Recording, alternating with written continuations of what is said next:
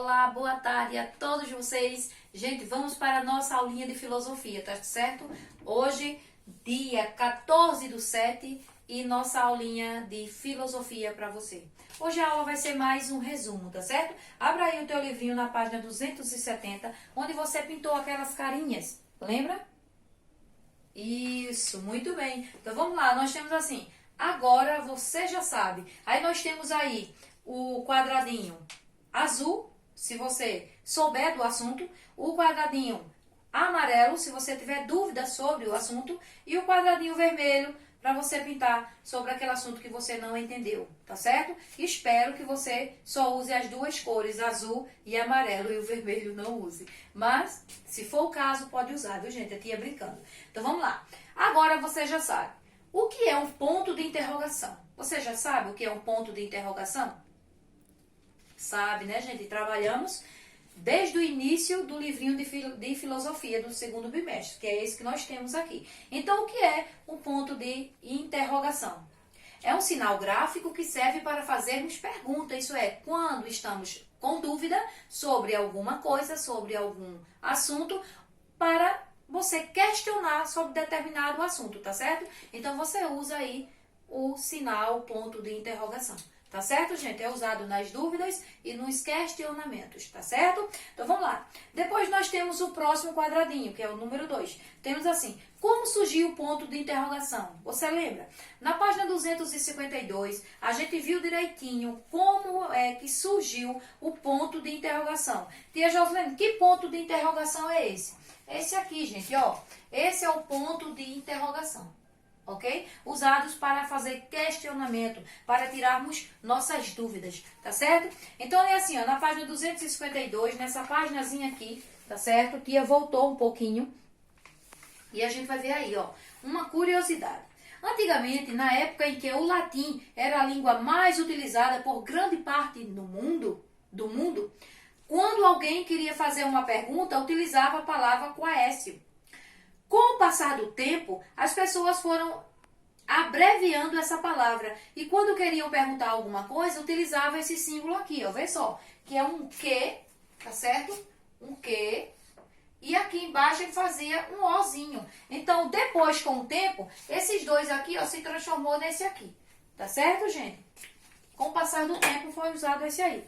Então, veja só como ele era escrito e como ele se transformou. Então, foi a partir daqui, ó, que passaram a usar o nosso sinalzinho, nosso ponto de interrogação que usamos hoje, tá certo? Então, vamos sair aí agora da página 252 e vamos voltar para a nossa paginazinha, onde temos aí o resumo do livro, tá bom? Depois temos assim, para que serve o ponto de interrogação? O ponto de interrogação serve para você fazer pergunta. Ao final de cada pergunta se usa uma interrogação.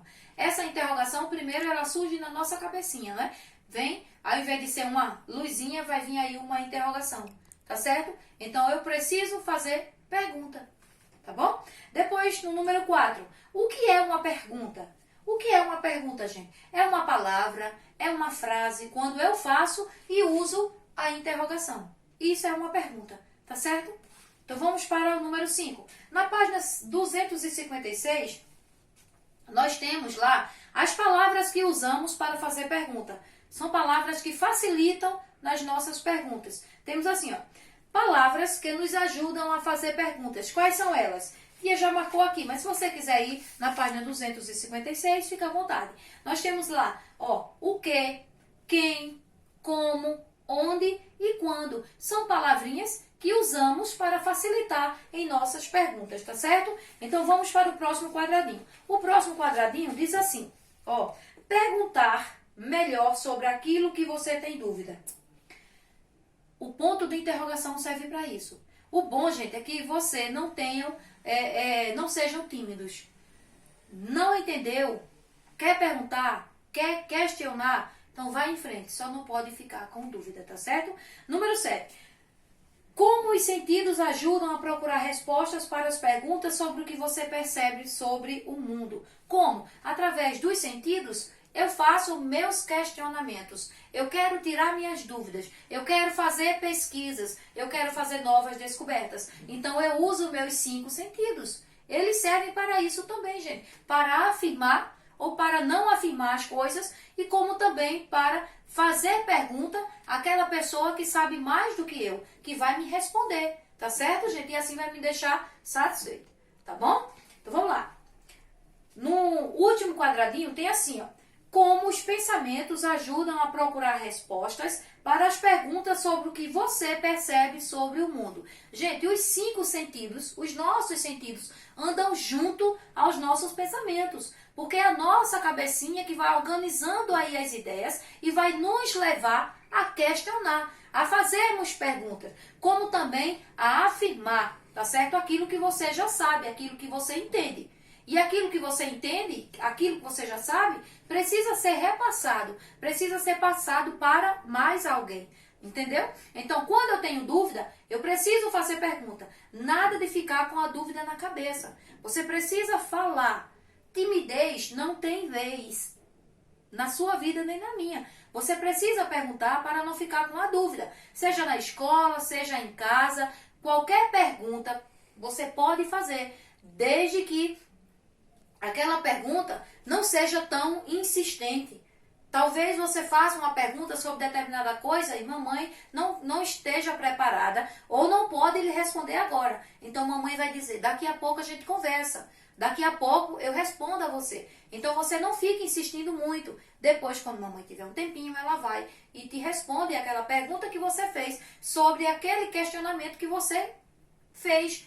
Aquela coisa que você quer saber, seja sobre um objeto, seja sobre uma coisa, qualquer coisa, seja sobre uma pessoa, seja sobre um lugar, seja sobre o dia, sobre a hora, o tempo, sobre o mundo em geral, tá certo? Então, quando você quiser fazer uma pergunta, faz a pergunta para aquela pessoa que tu sabe que ela vai te responder. Como também você pode procurar as respostas no livro, na internet. Então, tem vários meios para você procurar aí as suas respostas. Mas primeiro, pergunta quem está do seu lado. Seja sua mãe, seja seu pai, seja a tia Joslene quando nós voltarmos para a escola. E também pode usar aí o WhatsApp e fazer pergunta à tia Joslene. Se a tia Joslene souber te responder, vai te responder, ok? Então ficamos por aqui com a nossa pequena revisãozinha de filosofia. Tenha uma boa tarde, bom estudo e que Deus abençoe a você juntamente com toda a sua família, tá certo? Tia está morrendo de saudade de todos vocês.